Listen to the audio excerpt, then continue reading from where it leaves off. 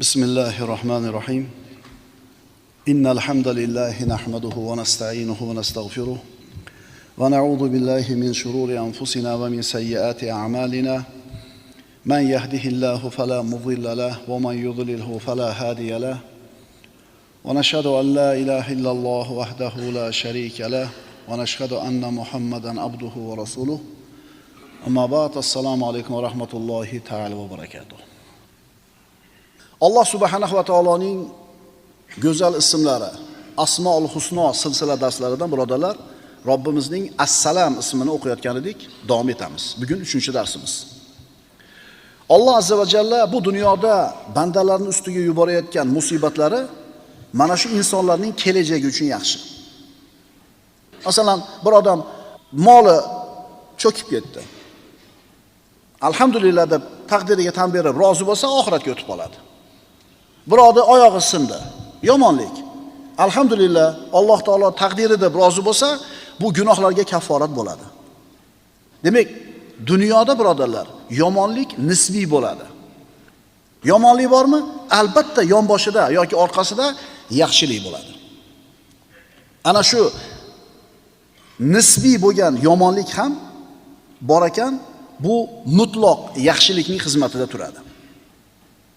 Alloh azza va jalla bandalarning ustlariga musibat yuboradi. Nima uchun? Astagfirullah. Va lanuziqannahum minal azabil adna dunal azabil akbari la'allahum yarji'un. Albatta biz ular o'z kufri isyonlaridan qaytishlari uchun ularga ulug' azobdan ilgari yaqin azobni, ya'ni dunyodagi azobni tottirurmiz. Ustiga musibat kelyapti, nima uchun? O'sha musibatdan qaytishi uchun. Hozir aytayotganimizdek bir balo keldi bir qavmning ustiga, to'xtab tavba qilsa, shu tavba qilganligi foyda bo'ldi. Demak, kelgan musibat ularning foydasiga bo'ldi. Boshqa oyatda Alloh taolo aytadi: "Zoharal fasadu fil barri val bahr."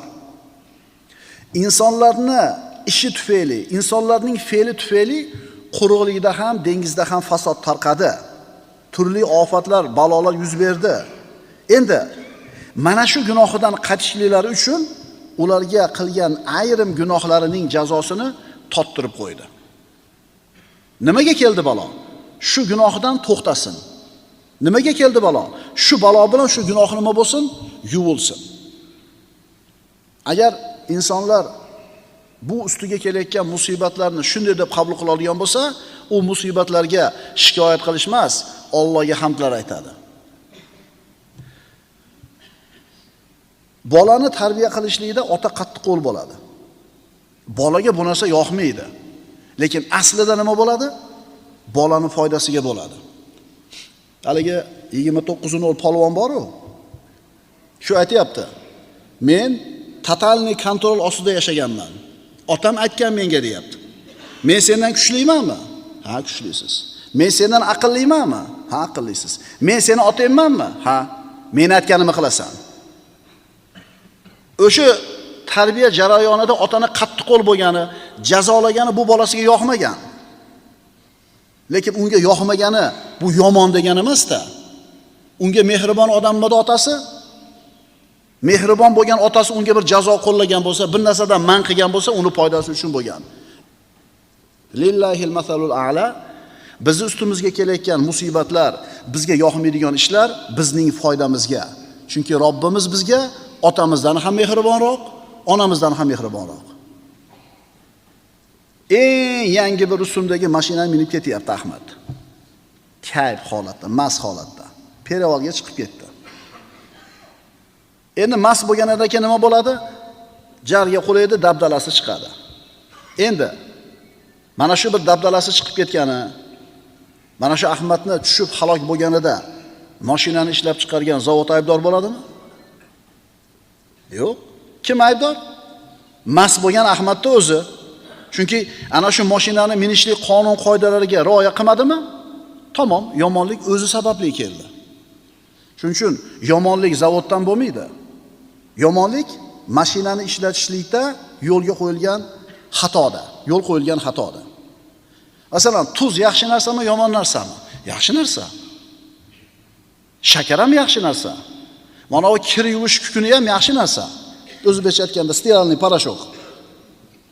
Endi ovqatga, tuzli o'rniga ana shu kir yuvish kukunini solsangiz, nima bo'ladi? Ovqatda yeb bo'lmaydi. Endi shu bilan mana shu kir yuvish kukuni yomon bo'lib qoladimi? Yo'q. Qiyom yo holva tayyorlayapmiz. Shakarni o'rniga tuz soldik. Bu holva yoki qiyom bo'ladimi? Yo'q. Shu bilan endi tuz yomon bo'lib qoladimi? Shakar ham yaxshi narsa, tuz ham yaxshi narsa. Faqat uni iste'mol qilish, ishlatishlik xato bo'lganligi uchun yomon narsaga aylanib qolyapti. Misol tushunarlimi? Shuning uchun vasharru laysa ilayk. Parvardigor, yomonlik sendan emas. Yomonlik o'zimizdan, qilgan fe'limizning natijasi. Alloh taolo assalom bo'lgan zot.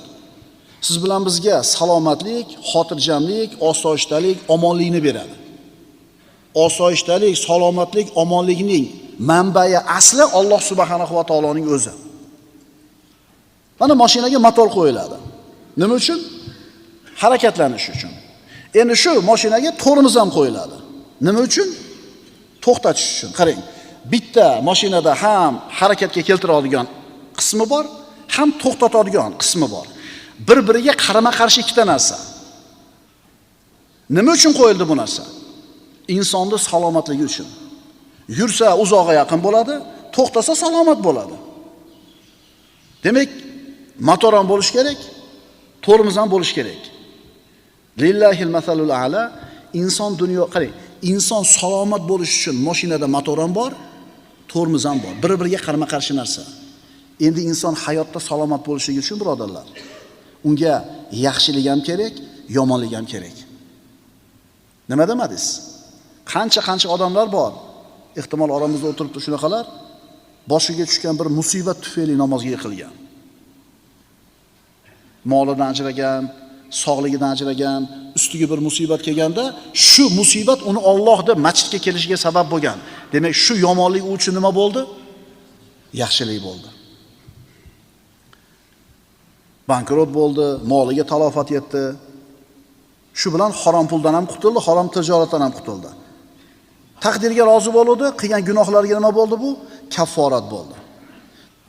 Demak, ustimizga kelayotgan yomonlik u mutlaq yomonlik emas. U nisbiy yomonlik.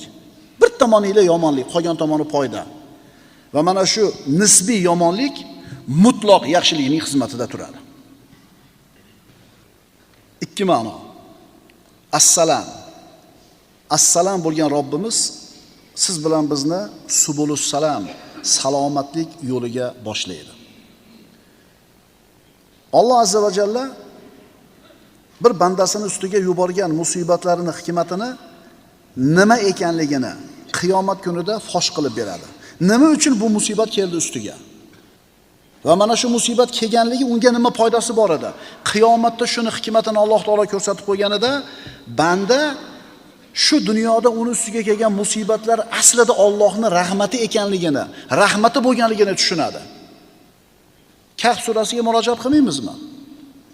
Musa va Xizr alayhissalom kemaga chiqishdi. Teshib qo'ydi Xizr alayhissalom. Keyin hikmatini aytdi. Kemachi yomon bo'ldi, zarar bo'ldi deb turuvdi. Lekin sohil, dengizning narigi sohiliga borsa, uni kemasi teshik bo'lganligi uchun uni kemasini musodara qilishmadi. Boshqa kemalarni musodara qilyapti. Shu dunyoda hikmatini ko'rib turib qalbi erib ketdi. Yoki ana shu balog'atga yetib yetmagan bolani Xizr alayhisalom o'ldirib qo'ydi. Nimaga o'ldirding? Hayron bo'ldi Musa alayhisalom. Ota-onasi ham musibat deb bildi buni. Haqiqatan bir qaraganda musibat. Osonmi 15 ga kirgan, 14 ga kirgan bolangizni o'ldirib qo'ysa biroq. Lekin qiyomatga borganda hikmat ko'rinadi. Musa alayhisalomga aytdi Xizr alayhisalom. Bu bola katta bo'lsa kufr tug'yonga kirib, ota-onasini ham kofir qilib tashardi dedi. Mana endi ota-ona qiyomatga borganda bolasini o'lganligi, shu musibat o'zini foydasi ekanligini bilgandan keyin qalbi erib ketadi. Birodarlar, assalom bo'lgan Robbimiz bizni salomatlik yo'liga da'vat qiladi. Insonning jasadidagi suyak, insonning qaddi qomati, bo'y basti shu suyagi bilan shakllanadi. Bu suyak ma'lum bir vaqtgacha o'sadi-da, keyin to'xtaydi. Kim to'xtatdi uni? Ana shu suvni yaratgan Parvardigor olam. Agar shu suvni o'sishi to'xtamay qolsa nima bo'ladi? Yoki o'smay qo'ysa-chi, unda nima bo'ladi? Ana shu kerak joyigacha o'stirib to'xtatib qo'ygan assalom bo'lgan Robbimiz birodarlar. Ana shu kerak joyigacha suvga o'sadi-da, suvni o'stiradigan hujayralar uxlaydi. 40 yil, 50 yil uxlaydi. Qarang, mana shu 40 ga, 50 ga, 60 ga kelgan odamni a'zosida biron suv sinsa, boyaga uxlatib qo'yilgan hujayralar uyg'onadi-da, singan suvini bir-biriga tutashtiradi. Bir o'ylab ko'rganmizmi shu narsani? Travmatolog ishi nima? Rentgen qiladi, ko'radi, shunday suvni olib kelib turib, bir-biriga yopishtirib, gips qilib qo'yadi. Suvni bir-biriga tutashib ketishi, unib ketishi kim ishi? Kimi san'ati? Endi tasavvur qiling, odamlar o'zi yasagan drelni oling, perforatorni oling. Sinib qoldi yoki ikkiga bo'linib ketdi. Nima qilasiz? Bu ikki singan jonni bir-biriga olib kelib, bunday yopishtirib, baylab qo'y, ertaman yaxshi bo'lib qoladi deysizmi? Allohning ma'rifatiga olib boradigan eng yaqin yo'l birodarlar, bu koinot haqida tafakkur qilish. Mana suv haqida ozgina tafakkur qildik. Subhanalloh deyapmizmi? Allohning san'atiga lol qolib yoqamiz ushayapmizmi? Allohni tanishlikka olib boradigan eng yaqin yo'l birodarlar, koinot haqida, borliq haqida tafakkur qilishlik. Demak, banda uchun bu dunyoda salomatlik degan narsa beriladigan bo'lsa, bu salomatlik deganda nimani tushunamiz? Hammasi. Bularning hammasi Alloh tomonidan bo'ladi. Va Alloh taolo haqiqiy salomatlikka da'vat qiladi. Mana bizdagi immunitet, kasalliklarga qarshi kurashadigan ichimizdagi quvvat. Bu ichimizdagi immunitet bitta bir qo'shinga, armiyaga o'xshaydi. Bu qo'shinning razvedka qismi bor, qurol ishlab chiqaradigan qismi bor, jangovar qismi bor, xizmat qismi bor, himoya hujum qismi bor.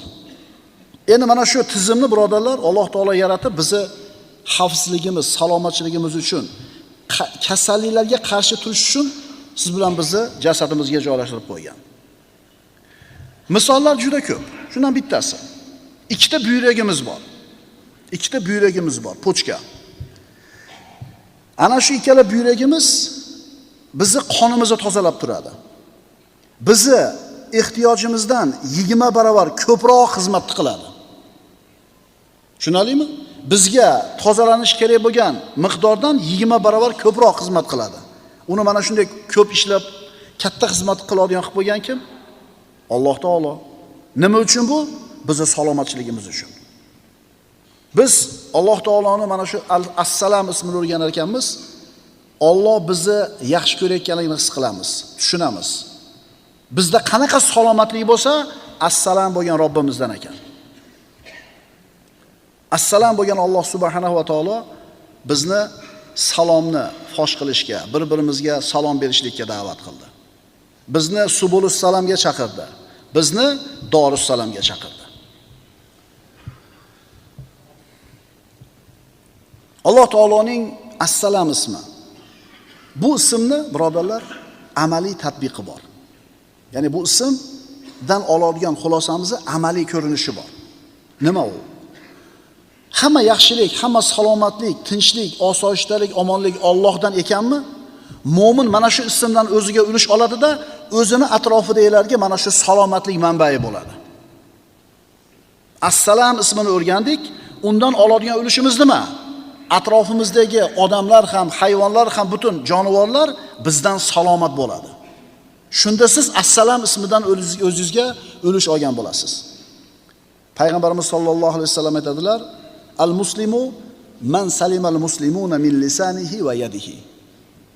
Haqiqiy musulmon kim?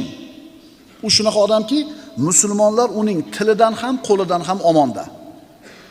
Sizdan xotirjam, sizdan xavotiri yo'q, sizdan qo'rqmaydi. Ustundan yozib bermasmikin? Sirimni sotib qo'ymasmikin? Mashinani balonni teshib qo'ymasmikin? Paynoni to'sib qo'ymasmikin? Bu hadisni eshitib turib, kallamizga birinchi keladigan fikr nima? Demak, musulmon atrofdagilarga ozor bermas ekan. Birinchi xulosa shu. Lekin bu hadisning ma'nosi bundan ko'ra chuqurroq.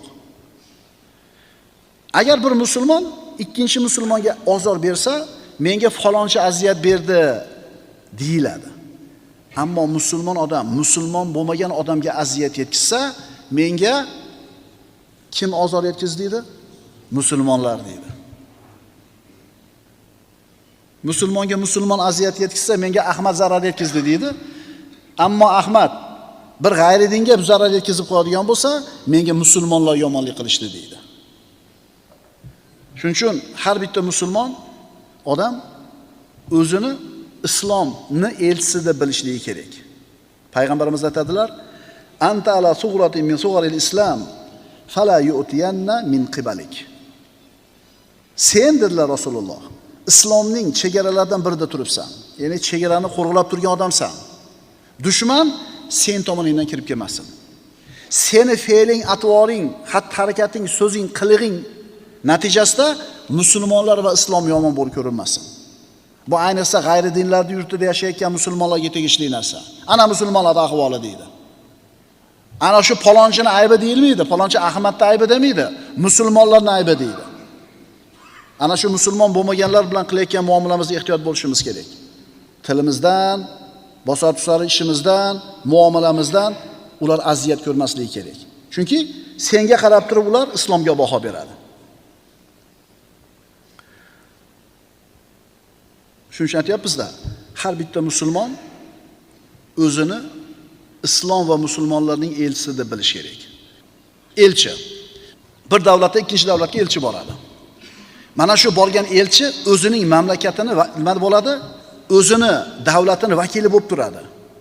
O'zini so'zida, fe'lida, muomalasida qilgan xatosida uni mamlakatini xatosi deb e'tibor qilinadi. Shuning uchun elchi bo'lgan odam juda ham ilm ma'rifatli, odob axloqli, esli xushli odam bo'lishi kerak. Espas, unaqa bir chola dumbul odamni hech kim elchi qilib yubormaydi. Xuddi shunga o'xshagandek, sodiq musulmon biladi nimani? Men tufayli g'ayri dinlar islomga yomon ko'z bilan qaramasin. Agar musulmonlar ana shu g'ayri dinlar orasida yashar ekan, islomiga to'liq amal qilsa, axloqi go'zal bo'lsa, muomalasi go'zal bo'lsa, ahdida turib, chiroyli xulq bilan tanilsa, ana shu g'ayri dinlarda islomga bo'lgan munosabati o'zgarar edi.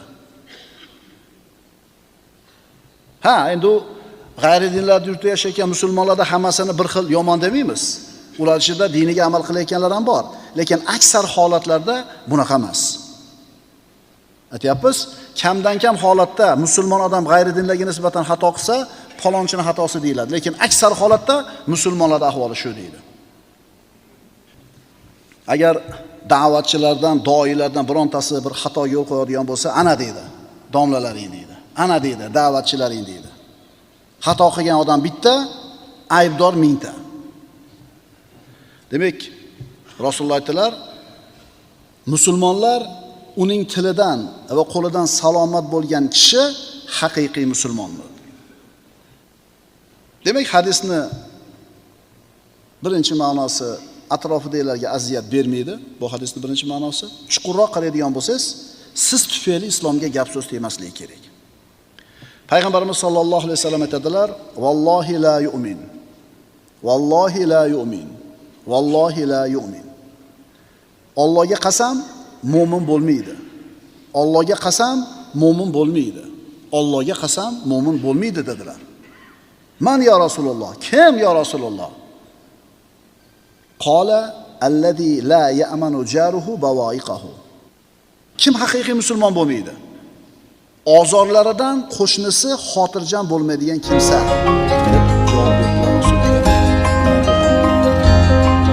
Qo'shni sizdan xotirjam emasmi? Qo'shni sizdan cho'chib xavotir olib turadimi? Rasululloh bu odamni mu'min bo'lmaydi deb aytganlar. 3 marta qasam ichgan. Demak, sen birodar Allohni assalom ismiga iymon keltirding. Bu ismdan o'zingga ulush nasib bo'lishi kerak.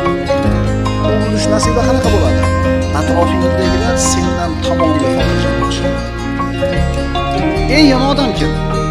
U shunaqa odamki, odamlar buning yomonligidan qo'rqib turishadi. asarlarda keltiriladi. Sharrukum man ittaqahu nasu mahofata sharri.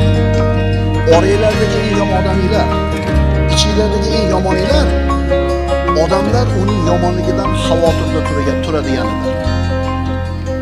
Shunaqa odamlar bor atrofimizda, haligi odam bilan yaxshi muomala qilishga majburmiz.